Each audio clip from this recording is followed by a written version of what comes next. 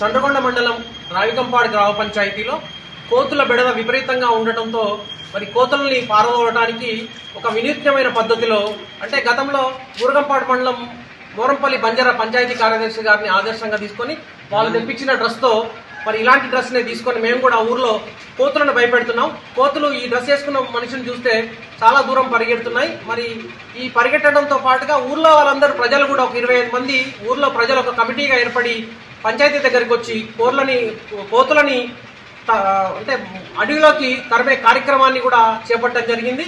మరి గ్రామ పంచాయతీకి ప్రజల సహకారం, ప్రజలకి పంచాయతీ వారి సహకారం అందిస్తూ ఈ కోతుల బెడదని శాశ్వతంగా పరిష్కరించడం కోసం ఒక వారం రోజుల పాటు ఇదే విధంగా కోతుల్ని అడవిలోకి వెళ్ళగొట్టే కార్యక్రమాన్ని రావికంపాడు గ్రామ పంచాయతీ నుంచి నిర్వహిస్తుంది. మరిన్ని వీడియోస్ కోసం ఛానల్ ని సబ్స్క్రైబ్ చేయండి, లేటెస్ట్ అప్డేట్స్ కోసం వాట్సాప్ ఛానల్ ని ఫాలో చేయండి అండ్ లింక్ డిస్క్రిప్షన్ లో ఉంది.